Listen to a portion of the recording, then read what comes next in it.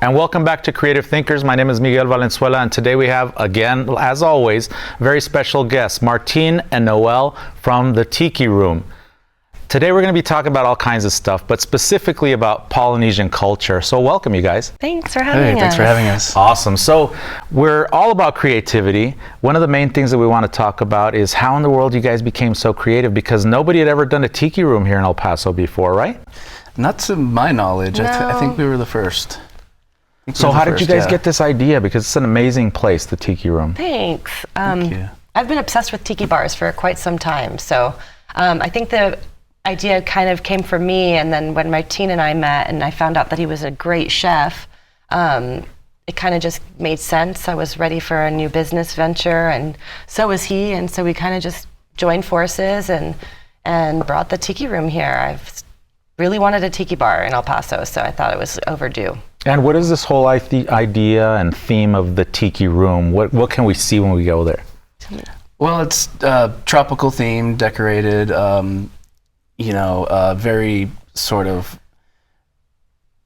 tropical, palm trees, thatch, bamboo, Very 1950s, early 1960s. Kind of mid-century-esque type of decor with the whole, tropical decorations going on. And as far as that culture, what got you involved in that? Because you mentioned earlier to me that you are from Miami. How does this Miami thing come to be in El Paso, And it's not really a Miami thing, it's more Polynesian, so South Pacific, but how does that happen here? I mean, I didn't really grow up in Miami. My father's Cuban from Santa Clara, Cuba. I grew up with a lot of Caribbean influence around me and rum. I traveled a lot, and I was introduced to a lot of things at a young age, particularly with parties and pachangas, and since I was traveling a lot, I really got exposed to different cultures, and I just kind of got knocked into a tiki bar at some point in time when I was younger or of drinking age, and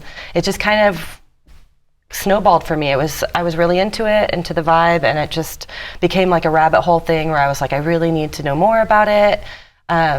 I love being here, I love being in this environment, and so it just became something that I was really in tune with. Yeah, one of the things that I love about this whole idea of tiki culture, I think, is the Hawaiian shirts, the types of drinks, the little ceramic kind of mugs that you guys have, or whatever they call them. And it really engulfs you. It's like nothing that I have ever seen. When you go to a place like your bar, it isn't really and it's not just a bar, we'll talk about that momentarily, but it's not just a place that you go, it's really an environment and an experience. How important is that for you guys?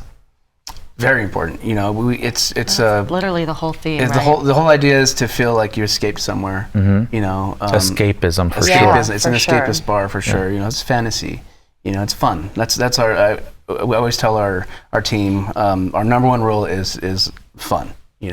Let's just provide a fun, awesome environment for everyone to come in and enjoy themselves and forget about the day they just had, maybe, or because everybody needs that. Have a Mai Tai, chill out. Yeah, that's exactly what I had the other day. And feel good, enjoy the awesome music and vibes, and have some good food while you're at it. Yeah, I also think because we opened in the middle of COVID, it was when people couldn't travel. It was like the perfect time. We used the beginning of the pandemic to kind of build out this idea, and then we didn't really know if it was going to get worse or better, and then it got worse. But at that point, we were just like, screw it, let's just pull the trigger and open up. Everybody's been wanting to travel. Everybody's been stuck at home. It's just been a really weird time for the world. For everybody, right? For everybody, yeah. So since we're so small and we kind of limit seating, I think everybody at that moment was kind of either you're ready to come out and be responsible for yourselves or you're not. But we just opened up doors, and it was a really good idea for us. People were ready. Yeah, I find it interesting that you guys did open up at a time when people really weren't opening businesses. Right. So that speaks volumes of who you guys are as individuals. Again, creativity. How in the world did you guys become so creative as people? Did you guys grow up in an environment that was creative, or did you guys just kind of go along with what you guys felt in your heart? So, Martine, tell us a little bit about that. Yeah, I've always been pretty creative. I've always loved to draw, paint, work with my hands, build stuff. wasn't really guided that way as a kid or anything, but I just kind of like you said, followed my heart that way and just did what I thought was fun, you know? Yeah. And that was being creative, and still is, you know. It's a culinary arts, right? It's an art, you know. It's a form of art, and so I consider myself an artist even today. Yeah, Did you have influences from someplace, I think? Not really. My dad was a really good cook, so he was always cooking, and at the time I wasn't trying to pay attention because I wasn't into it really yet, you know, but I was always around it. Always in the kitchen with either my dad, my grandma. So there was definitely that early influence there, just kind of absorbing the cooking environment as a kid. That's really cool because your food is amazing. That What about is. your inspiration?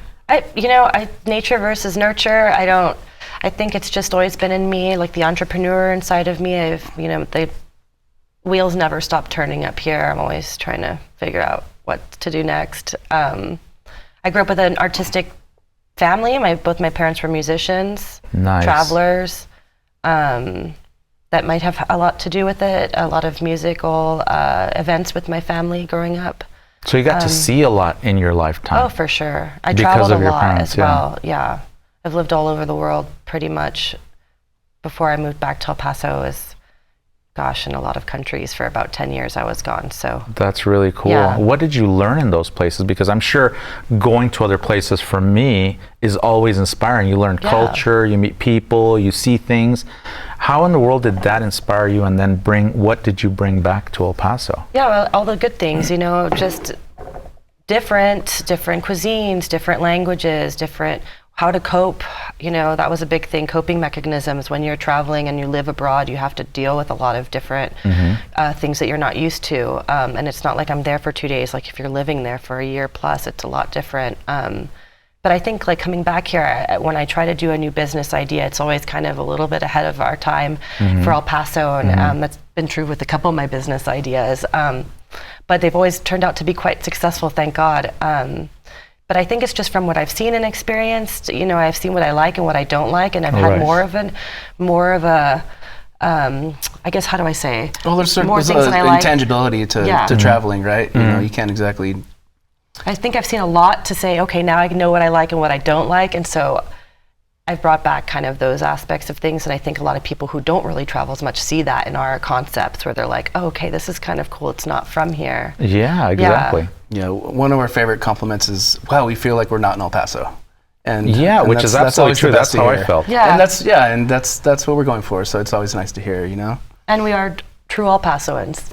And do you think that one of the things that you guys focus on is, I want to bring a different place to the people here because a lot of people may not have the opportunity to travel? Absolutely, absolutely. And going back to the pandemic, it really played into it. Still today, people aren't traveling as much, But I mean, I think just general population doesn't get out as much. No. Yeah, because when we started our Tiki, like our business performa was based off of pandemic numbers. So now that I think everybody's kind of feeling more comfortable. The industry can feel it. You can see the surge in people going out. I think it's going to get better for everybody, and it's nice that Tiki in itself is an escape. It's an escapist concept, but I think it's also something different for El Paso, because a lot of big cities have Tiki bars, and so it's really nice to put on the map of Tiki, nice. Tiki blogs and pages, and now we're kind of on the map. So we get a lot of people coming through that just stop here for the Tiki Room. No way. That is really cool. A couple a week, Yeah, more than that. Yeah. We get a lot of people that are coming through. So now that you mentioned that, there is like a little kind of circle that you guys are in, even though you're the only one here? Oh, yeah. Wow, that's really cool. Yeah, big time. Yeah. Big time. There's people like me, like us, where they travel and they are looking for the closest Tiki bar, and we get a lot of those, and a lot of people just driving through, and bloggers and musicians on tour, and a lot of creative thinkers coming through. A lot of creative thinkers. A lot of creative thinkers coming through. Yeah. That's really cool. Are you guys going to change the concept of your business at all when you guys move into your new location? No, just really just expand and improve where we can. Yep. And bring the same fun you know, a happy environment. It really is a happy environment. When I went in there, one of the first things that really caught my attention was the gigantic.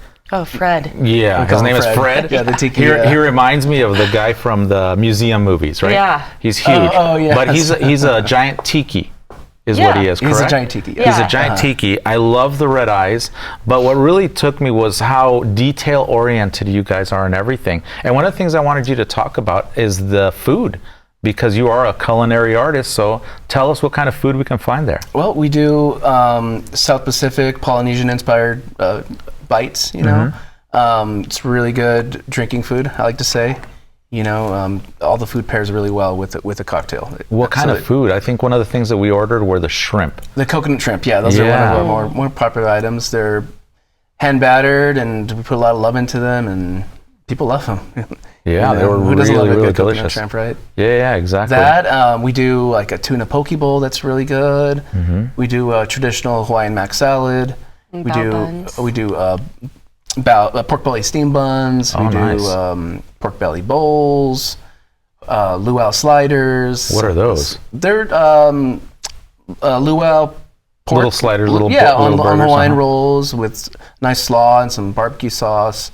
They're great. They're great. You know, it's just kind of simple, no frills, kind of delicious food. And will that be expanding? But we're gonna push the boundaries a bit and definitely expand the menu. We're going from a very small kitchen to a more of a normal sized kitchen. So we're gonna be able to do a lot more. And the expansion, I think one of the things you guys had mentioned is the expansion more of people are liking it more, we're having more customers, so we're moving into a larger space because of that? Or do you just in general want to reach more people? I think it's both. A little bit of both. For sure. I mean, we're the Tiki Room for a reason. It's quite small. Because we don't pack it in and nobody can stand up there. It's 32 people can sit down. Oh, wow. So it is quite small, right? It's a room. So I think if we want people to come and have larger parties, we squeeze them in. But we're just at the point where we're turning away a lot of people, and we want to be a little accommodate more. But we also want to expand our food items, and we need a bigger kitchen for that. And downtown's really thriving right now. We had a good 2 years in the historic Toltec building, but it's time for us to kind of grow into this. I don't know. We're kind of maturing, I feel like, a little bit. Yeah. We're moving on to the next Moving on to chapter. the next chapter, for sure. Yeah, and it's not a different area because it's within the downtown region. But why did you guys choose that move to go into that? It's kind of on the opposite side of downtown El Paso. The west side, I guess, right? Yeah. Why did you guys choose that location? Why just not move into another space in the Toltec building? It's a bit serendipitous. It kind of just the opportunity crossed our path, and we just jumped on it. Yeah, Union Plaza for me has great memories. I used to go out there, and we used to have a lot of great parties and food and drink options before the pandemic hit. There's a lot of nostalgia tied to that area, and it's a really cool neighborhood close to the stadium. We got Dead Beach down the road. There's just a lot more happening now, and I think that position for us is going to be a good strategic position for us, but also to breathe life back into that Union Plaza area. Yeah. Because we're a destination bar. We don't rely on foot traffic like a lot of other places do. So I think our concept was probably a good idea to be put into that space particularly. And by destination bar, are you saying that a lot of the people that come into your place are actually kind of going for that specific reason? They're not just saying, I want to go to a bar. They want to go to your bar. For sure. Absolutely. That's definitely really cool. We get people from the surrounding region, Marfa, Alamogordo, Las Cruces, obviously. And they come and they do a little staycation and hang out at the Tiki Bar. That's cool. It's awesome. And we're heavily reservation based, so you have to reserve to come. We do walk-ins, but most of the time we're just sold out on reservations, so people are intending to come to the bar. And now, the reservations, I assume, started because of COVID, but you guys are still keeping the reservations. Is that something that helps entice people to want to go? Because the first time I called, I was like, wow, I can't just show up. That's a weird thing for El Paso. You just expect to be there. But then you say, hey, you know what, you need a reservation. I had to wait a whole week just to go to your place. But that kind of got me excited to be there. You know what I mean? Right. And then when I walked in, I was like, wow, this is really cool. You guys really did it up nicely. Yeah. I think it maybe depends on the person. Some people might leave a bad taste in their mouth that, oh, I can't just walk in right now. Like, you know, what's up with that?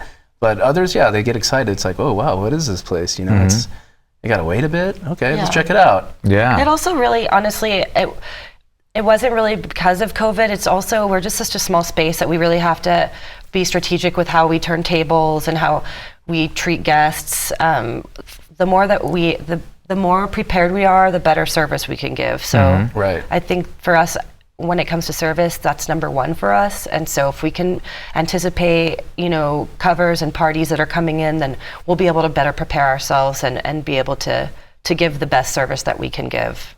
That's really probably the biggest driver for me keeping reservations going. Yeah, and I think, as I said it, I think it helps entice people to sure. really want to be there. That's what happened to me. Even though I'm into this culture big time, I mean, I'm totally about that Hawaiian shirts and all the, you know, flip-flops sometimes and all that. But, you know, creativity is super important. A lot of people don't think that they are creative. When you guys opened this up, your place up, how important was it for you guys to really go all out and show people how being different and having a different kind of background and a different concept of things, how important was that in the actual business itself? I mean, extremely. I mean, it was a pretty much a 100% DIY project. We, Totally. You know, I was the general contractor for, you know, Really? That's cool. help from some family and friends, and yeah, you know, it took a lot of creativity. Just, you know, choosing where to put things, what things to put up, you know, and then within a certain budget, of course, and just, you know, bringing that place to life. You know? Yeah, because it really does have a life. And I think when you talk about all the places that you've been and the things that you've seen, and then the fact that you were totally into this culture, how did you bring those ideas into what you physically did? A lot of research, I guess? Yeah, a lot of memories, a lot of traveling, right? I mean, we were... a lot of research, a lot of traveling. I don't know, honestly. A lot of drinking. a lot of tiki drinking. A lot of tiki drinks. We actually did a whole like tiki tour of our favorite bars before we started the build out. Actually during really? COVID, so when COVID first hit, so that we just got a little bit of inspiration. But like Martine said, like we everything is like DIY. Like we don't have like the $1 million big old budget bucks, but we do everything with intention, and we have a great support of people around us that have helped us kind of find things, and you know, being creative is great. It's also scary to do different things. I think I don't want to leave that out, because I know there's a lot of people who do think differently and bring a lot of things to the table, but they're also afraid to kind of like show that. And we were, you know, it was very scary in the beginning because we weren't sure if it was going to be a hit or a miss for the town. But you know, we kind of went with our gut feeling and thought, you know, this is going to work, and it's going to have to work, because we have no other choice. Yeah, you know what? We're all in. Yeah, that's one of the other things that I found extremely compelling about your story, is that you guys said that you guys kind of dropped everything and said, this is what we are now going to do.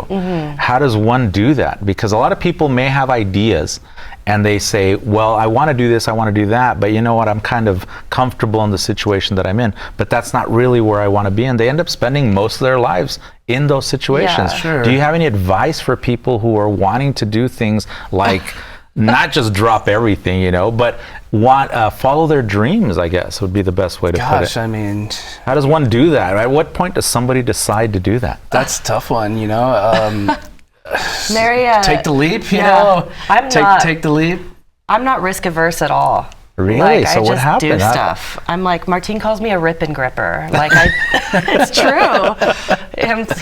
He's the more methodical, like pensive chef, like very detail. I'm very detail oriented. I wouldn't say linear thinker, but he thinks way more linear than I do. I'm like, I don't say A to B, I'm like A to F to Z back to B. Yeah, I've always been like that. And I think so that's together, an okay you know, it's thing, a good right? it's a good partnership. Yeah. It's a great team. We work well together, I think. Yeah, and I think that it's a good thing for people to understand that there are limitations within things and there's boundaries that maybe sometimes you want to cross, sometimes you don't want to cross.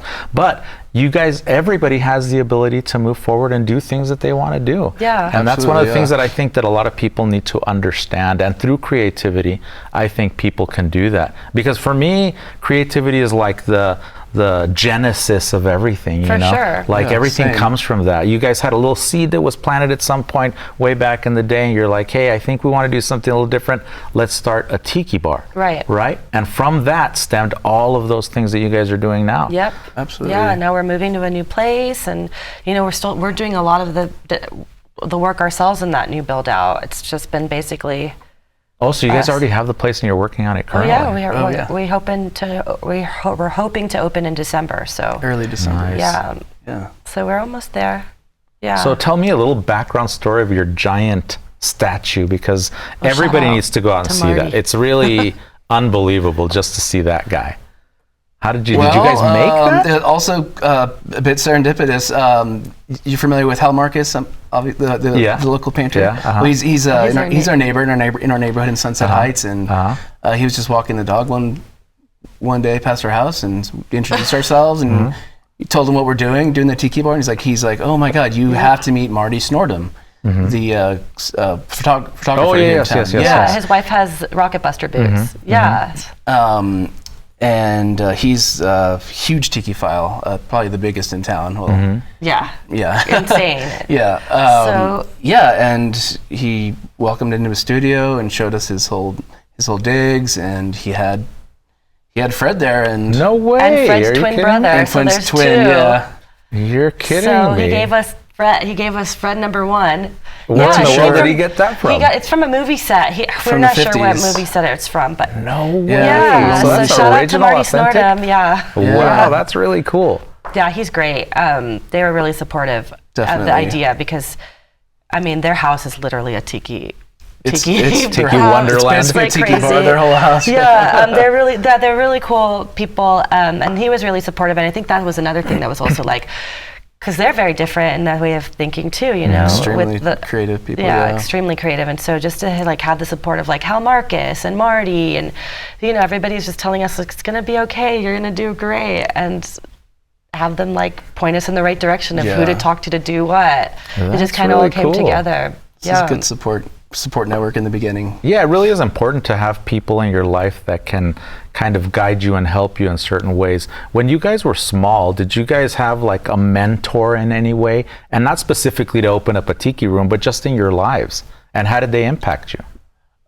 Well, besides my parents, who are great, a few coaches. You know, I was heavily involved in sports, and yeah, some coaches were just so influential in my life. You know, spent a lot of time playing baseball, football, basketball 24/7. You know, and these coaches, they really Inspired, I guess? Yeah, inspired, and Yeah. they're just really don't get enough credit a lot of the times. These coaches, you know. Yeah. Same with me, you know, Leo Cancellari.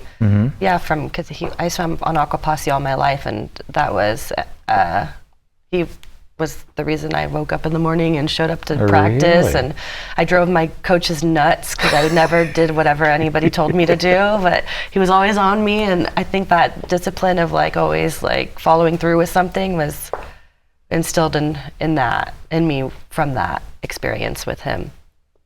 And those experiences have obviously influenced what you guys do as individuals. What did you guys do before you guys did this? Because it's interesting for people to see, wow, you know, they were into that and then they ended up here. What were you guys doing before? You want us to go ahead? Well, Yeah. I've been cooking for a while, so it's not too far different, I suppose. But I was just cooking, you know, being a chef, living that chef life, and kind of the pandemic hit, and walked away from it for a while, and then we met, and Yeah, people have to hear your story. If you guys are open to talk about that, because I think it's like very Operation inspiring.